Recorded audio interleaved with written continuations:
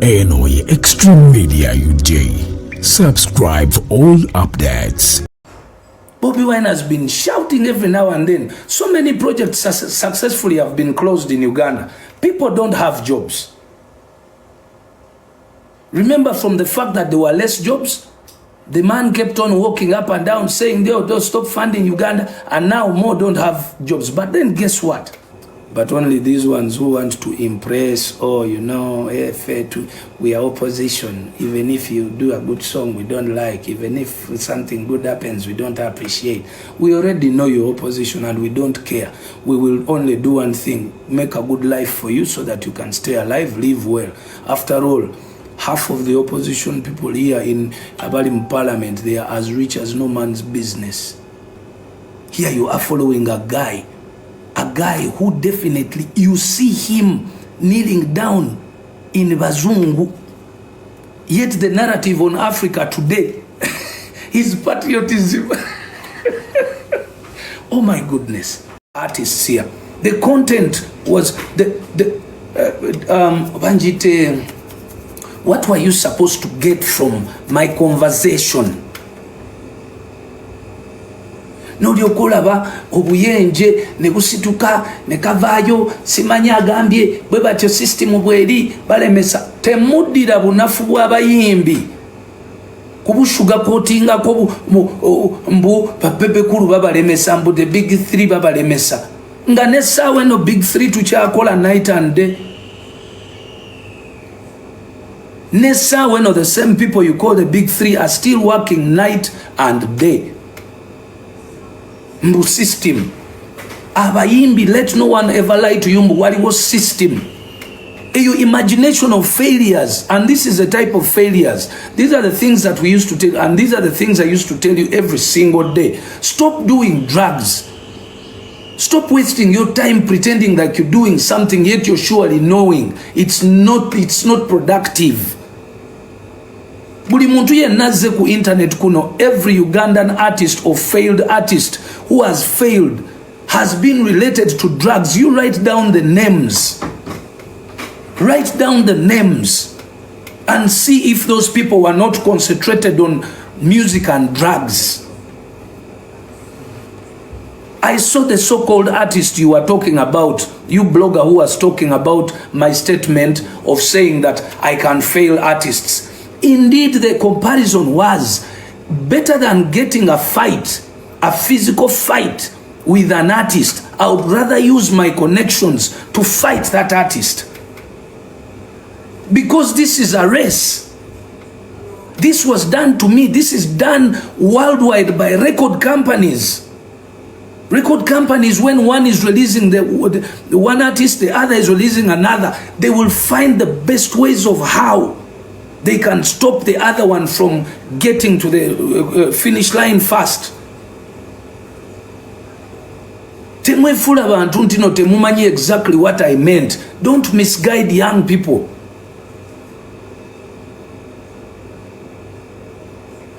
Record company A releasing artist A and record company B releasing artist B. Buli omu ayagala owe abasooka. Bonna bagenda ku radio yemu. Kati record company A bwe banga ye yafunira DJ omulimu ku radio. You tell me, oyo DJ anakuba music wani? Temwefula mbu mumanyi nyombo mbu mwefula banalists. I know you're learning how to analyze, but don't misguide people.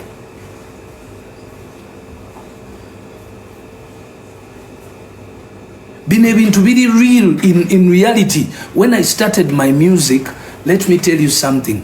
When Jose Chameleone came back from Kenya and came here, okay, I also returned after 1 year. When I returned here, I will tell you the truth. Chameleone and the people he was working with could not play my music. As simple as that. His friend DJs could not. And I will even tell you this one DJ that I got a job myself. Nakwata DJ Shiru ne mujja ewa Rota. Ne mutwale wa Elvis nga nkoye okulwana ne ba DJ kwa bali tebakwa music wange. Nengamanze mu clubs zino, instead of fighting the DJs who are already there because they are not playing my music, because I see they are friends of Jose Chameleone. Instead, let me be friends with the owners of the clubs, and I ask my friends, those owners of the clubs, to employ my DJs there. So when I took my DJs in there, then some of my music started to play in there. So it was easy for me to tell my DJs who I had put in there that when you get in there, don't play Chameleone songs. You play mine, because the other DJs were playing Chameleone songs. How difficult is that? Is that really complicated? Common sense? Of course, Chameleone also was fighting to be the greatest. So he was telling his DJs not to play Bebecool's music. It is normal. This industry is not a church where tugabana kagati ateke akagati. No. Life is a jungle. You know. That is what. Now, what was the context of what I was saying? I was saying, learn to make friends. Social capital. Omwana oyo yatuse ku stage nga tayiru DJ na mugamba ninako oluyimba lulumu. Naye bulire bigambo byakozesezza okuvuma DJ. Okimanyi nti ba DJ bonna balina association. Bwe baga nti tugenda kuba muyimbi tebamukuba. Mumulabyeko wano firimu nga babayimbi abakuba ba DJ, and you still ask yourselves lwaki abayimbi abo bagwa. Ba DJ bonna bekwata omulundi ogwo ne bagawe tetujja mukuba music we. Groups zaabwe ndi mu groups nga mukaaga. Sometimes I even feel sorry when I read certain things. And the fight by DJs batadde weyo, example je nabadembawa. That's why now you find that DJs are earning equal money, 80% the money the artists are earning, or even more money than artists now. Kwanga ba artists bali bayine jogeri kuba ba DJ. Ba DJ ne bekola mu omulimu. Slick ayinza okubira Roger namga Roger. Gundi oyo yankubye. Oba Roger ayinza okulira gundi yakubye Slick Stewart naga oyo sijja kuba music we. Akusirikira busirikirizibwa ati bwe batuleyo meeting zaabwe ku group za nga bagamba oyo mwana ate mugira. But then again, let me tell you this. Do you know that the DJs, the same DJs, Roger ayinza okuba ne artist omu nagamba ba DJ bonna ono artist wange please push for me. So it is equal nechimu DJ oyo yennyini okugamba nti oyo artist yanvumye temukuba music we, and they don't. So is that rocket science really? Muli ku social media you're discussing Bebecool legend yagambi simanyi yeah. When I said it, I said something that you should have picked content from. Just because you have weak brains does not mean you just misguide people because mwogera. Be very careful. Ntino some of us who have good brains but tunava mu music tujja kudda wanonga tuogera. We will take your own jobs. Ate mwe temusa kufuka bayimbi. Mwaba misleading abantu. Na ife tuso kufuka ba TikToker. Because we already have followings. Mwino kuyiga okubeera constructive. Ate namwe abantu mulekerawo nnyo okubeera nga temulaba bu clip webuti bwe basazeemu and you just take. Mwino okumanya omuntu wabeeredde ku TikTok live kitegeeza abaddeko hours and hours. We were speaking about just a few topics. I spoke for about 3 to 4 hours. How can you take something that lasts less than a minute, but that is what it meant?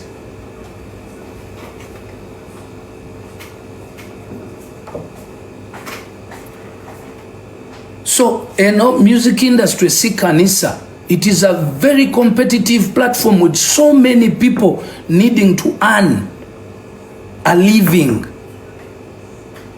Chogamba go muyimbi atuddawa mpuliriza balaba ogenda kubeera olaba omuyimbi oli omulala nga akuyitako gosirike nga tolina kyokolawo omukubira engalo mbu agenze wakabinyo ya agenze. That's why temuyitawo. Nalabidde ddala a person on live saying nti kyekyabalemesa abayimbi abato kyekibalemeseza okubitinga ba Bebecool the big three. What? No wonder you're a failure in life. You person who said that. I am not surprised. You're so petty. You're so petty like this. Era sikuvuma naye njagala oddeyo mu ndabirwamu weeyambule ng'oliweka mu kisenge weenonyeko anything valuable between you, your life and your family. Okujjako okuzaala nti wazaala abaana era osabe Katonda nti nno okyuka kati oba redirecting a mindset. Because you're arguing out a person who is a million times successful using his formula, while your formula that you think was right has kept you below. What is wrong with Ugandans for not understanding that a person who lives a better life than you made the better decision than yours? It means he understood more than you did. It means you have to learn from him rather than attack him. In Uganda, this is a country where those who don't have abuse those who have. This is a country where the unsuccessful attack the successful, telling them they are unsuccessful.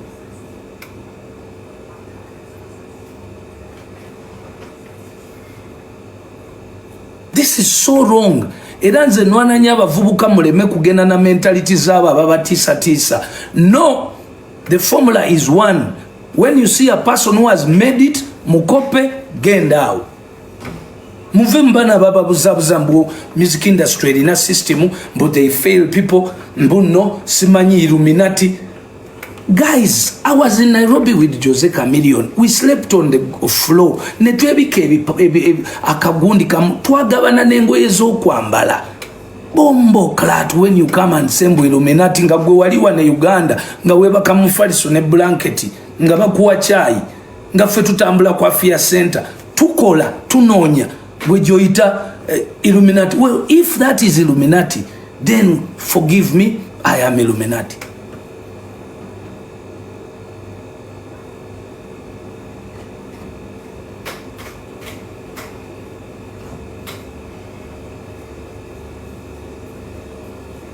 Very strange, but you see, because I love my country so much, I will not cease.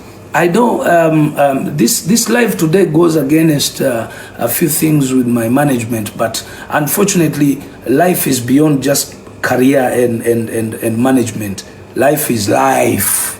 Life. You will understand when your career stops to mean anything.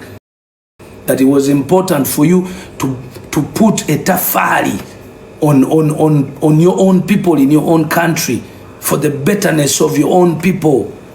If you have information in the head, you should share it at the right time. This is one of the youngest countries where people, these young people need to hear these things. You must not shy away from amazima. Galuma, you say it. Uganda is the country a single kuberane opportunities. That's why Uganda, anything can be done. Fetu supporting zabayimbi okuva mbuli nsi yonna. When has a Ugandan artist ever gone to any country and been supported and become a star? But every single Nigerian artist who has made it worldwide has come here before they are big, and then they get that big audience on the picture. They become big in the UK, they become big in the world. How comes it is not happening the other way around? Because it is the Ugandan who hasn't found the formula. Memucha tusko tuze mabega.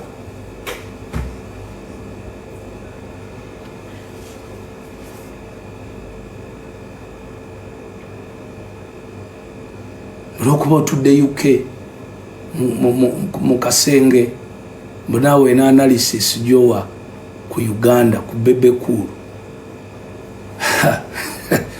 Young man and young woman enensi kumwetandika butandisi kubanga nkusuubiza naka katebe ko tuddeko ako botaka kozese nga brand nga atunda brand, it's not paying.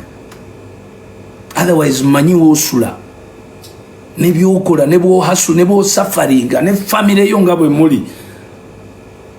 Sirina kyenkwe gomba kera subira muvubuka ina kumugamba nti yegombe abavuka ababiri abasatu abasiba ku TikTok nga babuzambu their lives are better. No, it's because you always keep misguiding people, because you have misguided mindsets. Mwe mchala be Bungereza na America ngebitalo, oh my god, nonya visa. I respect everyone who went to Europe and America to work. Okolaka sente ka katono okomyewo. But I disrespect everyone whose mindset is out there to make a Ugandan think it is important okuva wano okugenda erimba bali eribe bakabi. How many people have been on social media here nga babagamba bannange nkama yanyambye nasonze yebe nakozeza nenkoma waliwo mwami wane yazimba mall bamita Bakalwa eri Haji Bakalwa eri Rudawa Kisasi. Yes, he gives you a good story about what exactly is. See Haji Bakalwa yeka, so many people in the beginning those days it was okay because abazungu bali tebananyweza nnyo nati ngosobola okukola sente zone zibeera valuable nozimba wano ate ne wana Uganda ebiseera ebyo matakanga bya sente ntono ebintu ebyokozesa okuzimba mayumba nga bya sente ntono. You could, but now the world is different. Today botunulira America benyini abazungu bagamba nange Africa is better than America, Uganda is better than UK, US, it is better. Naye gojja gamba nti ojja kumbuza ngoyagala kuleta mwana eno kusamba mupiira. That is the petty thinking. Of course no muzungu bwe yajja wano yajja kubba nange njaga kujjayo nzibeyo kyenzibye nkizize. Naye nawe bwoba ogendayo kubbayo kyobbye ozeno, not because nti wasinga naye waliwo ekyokubbayo.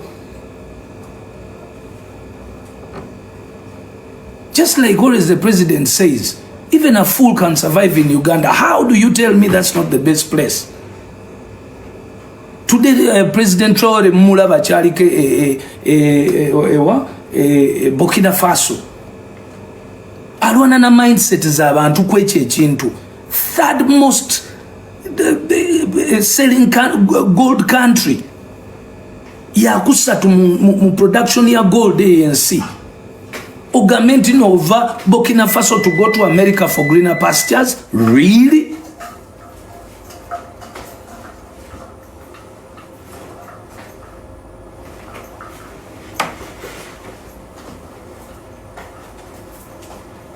My best person today, and I had this argument with most of my friends in the US when I went there. I told them Trump will become the president because now the world is open.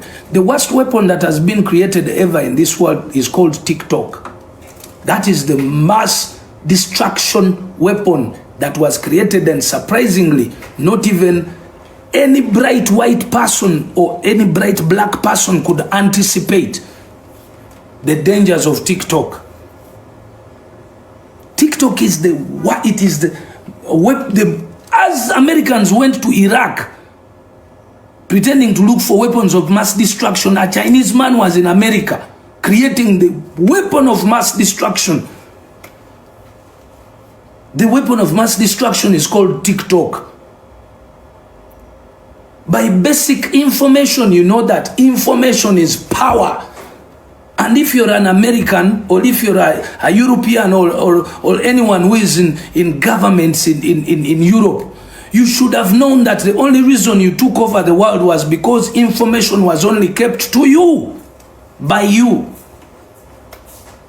The second you chose to allow information to flow, all Africans must thank Trump.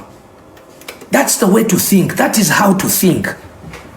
I remember when he said that statement and said that it was Putin, President Putin, who said Africans live in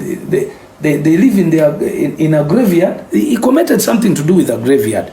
But what he meant was actually very positive for us to think about. The same way Trump is helping us to think. Close the funding so that I can look around myself and look for money within myself. That means you're helping me. How much funding has been stopped in Uganda? How many people have died, surely?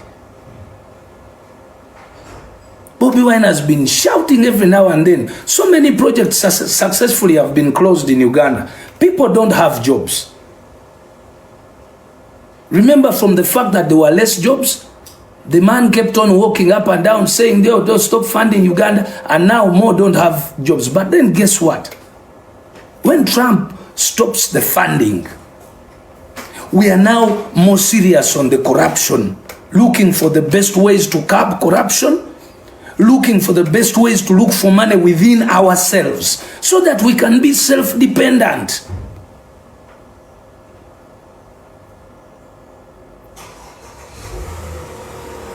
Kakati bw'osanga abantu abatasobola kulowooza nti ne statement gyenkola in music, or if you find people who can't think that even a single statement I make in music involves something, a narrative within the economy, political and social conversation within my head, I understand when you don't understand. That's why I say, ask, please ask. Don't just say things.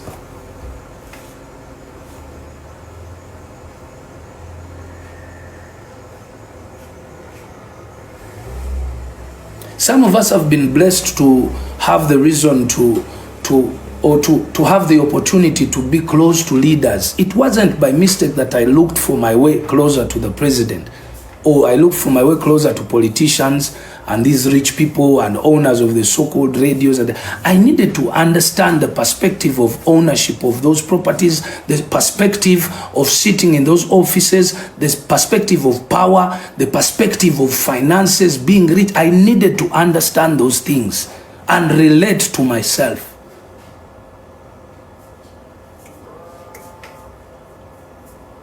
So when you come to discuss what Bebe has said, please watch. I expect the good thing is abantu abasinga okubeera important. Okay, abantu benali tutemu ensa abakola analysis, they hadn't said anything because I know they watched the whole 3 hours. They did watch the whole 3 hours. So they knew the context in which I said the statement I did. But only these ones who want to impress, we are opposition. Even if you do a good song we don't like, even if something good happens we don't appreciate. We already know your opposition and we don't care. We will only do one thing, make a good life for you so that you can stay alive, live well. After all, half of the opposition people here in Abalim Parliament, they are as rich as no man's business. I only feel sorry, and that's why I support Museveni, because Museveni cares about the poor person in the opposition, because he knows that that person has been misled. Here you are following a guy who definitely, you see him kneeling down in Bazungu, yet the narrative on Africa today is patriotism. Oh my goodness. And you even say abadde Bazungu and nemukuba n'engalo. Really? Ngate mulaba Africa yonna egoba Bazungu kyokka muli mabega wakali. The likes of Nambooze, the pretenders, just because they look for office. So and this issue eri politika eno eyo njagala nnyo, because it is serving people two way. Ebyo bintu bya politics ebyo biri mba serving a two way, and I'm happy that things are happening that way.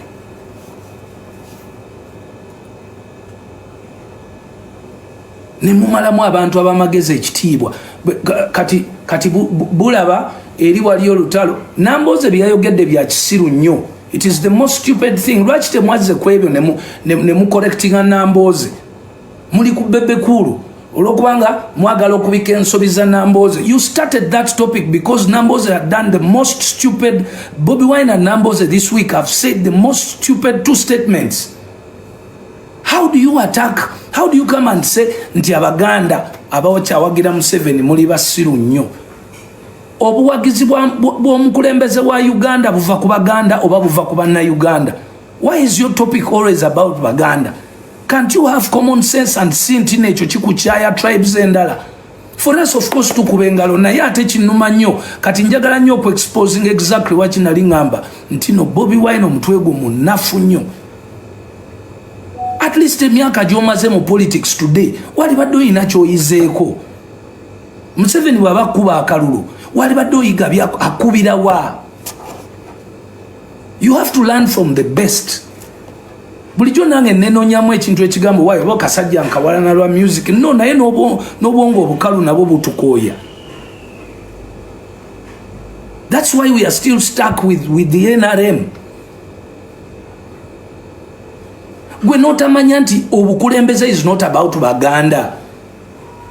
Otukyayisiza abantu bonna oyagala okuleeta tribalism eddemu abantu batandika okubanga batulabanga Abaganda. Tugenda kwesigala nji tukyukenga basobola okulaba nti tuli Baganda ennyindo tuzisale ngomazo tukyayisa. Can't you just learn that leadership is about every tribe, not one? Then nizileta Nambooze embo fe tusobola okufuna obululu Buganda ezi region endala ne tubagaana okulonda. Really? And you are a human being in Uganda here? Ye mwe abatudde mu bantu baffe wano mbu mukulembeza.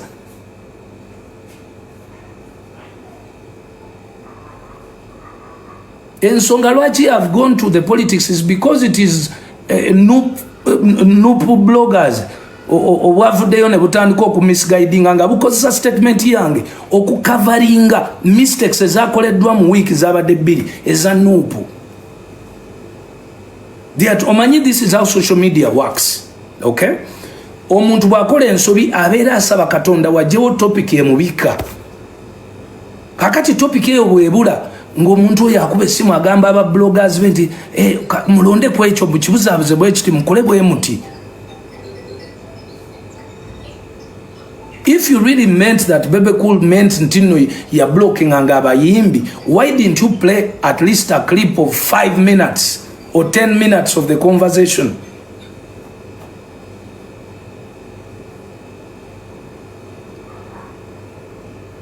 You have lost it completely, you young people, you old people who are pretending mwe mubulirira bana abantu.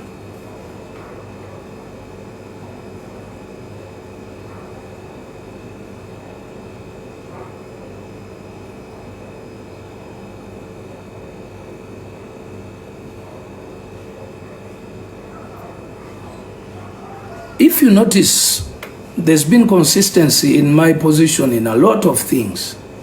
Ndi consistent politically and I'm consistent on ebintu byembera mbulira. Nebo zijjayo tewabangayo statement hiyo naje yali ekyuse mu kamwa kange. Kwanja nyensi yange. And I want people to understand. Ne music yono nalibadde namuvaamu mbabulira mazima because I see where also a percentage ziri. Now that I know the music muzibu nnyo ensendala zituleka tewali muyimbi muto agenda kusobola competinga ku level competing bwako kati ekigenda okubeera wensi yaffe bajja gifulanga yo ya welcoming all the stars who become big, all the African big stars are becoming a big munsi nga ffe betulinda ne tuteeka na lugogo ne jula yonna nga ffe tetulinayo waffe asobola kugenda kubanga kati music ali so expensive. Kati bana abaana abata baliwo banakola batya albums zino n'ennyimba ezo tebasobola balina kola kamukamu. Kati bw'oyagala Bebecool ate ku ssaawa eno nga yasobola okuteekamu ku kasente ate naye aveeyo then kati industry n'atuuka ddi okolayo album.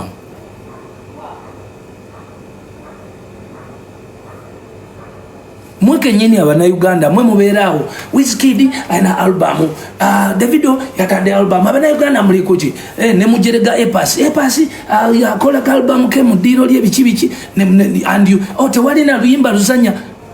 That is you. Kakati ate beba afunye ku send asobola ku accessinga funds esokola album ate bwagikola atenti oyo baganya bana atokuvayo bali badde yelwachi bali badde bava music nga bali legends nga simanyi babbe bakuina record label. Who told you to make a record label? You just need to be old. You the young one, why can't you make one instead?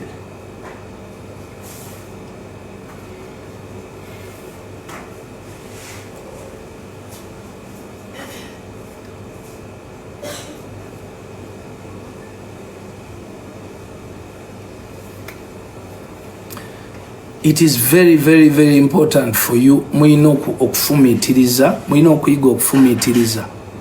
Bwe mutafumitirizenga temujja kutegeeranga kiki lwaki abantu bakola ebintu bye bakola ki bye bakola.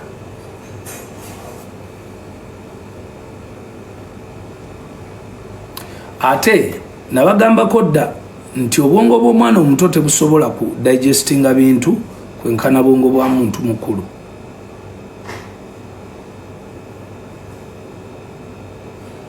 Omuntu omukulu bwayogera byayogera tebabisuula muguluka. Kivula nabakubira kamwa kabakamwako. Kati waliwo ne gwe nalabye yakuteyo statement n'ateeka kakayimba kabakamwako kikola positive two way. Akamwako kasokuba nga kogera ebintu naye nga abantu tebabitegeera. So mwabadde bagezaako kuddira topiki ya Bebecool mugifuule nti ebika mistakes za Nambooze neza Kadingo.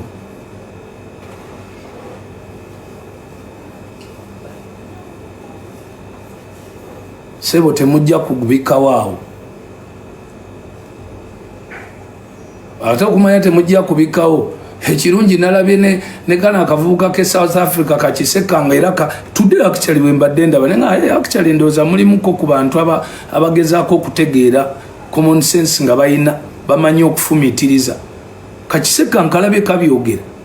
That's where you should point. Actually nebajjo leero mulabye. Omanyi omuvuka tategeera naye ate naye leero alina amagezi. Eyo gye mulina okuti muli mu nsobi. Temuddira byaffe ebintu ebiguiding abaana. Why in this world would amaanyi gennina sisobola gatuuzaako muntu? Sisobola. Ekyo mu kufa kwange Allah ankole kyayagala. Sisobola. Because already nebenwana nabo banafu. Yenze nkyalina gwenwana naye musically. No one. I'm doing musical wange like nothing. My job is to only support the Ugandan artists to see how far can we go. But the support is not putting ice cream in your mouth. You young people. The support won't come by smearing kungulu mbukusiga kungulu. No. You need to understand it is even going to be tougher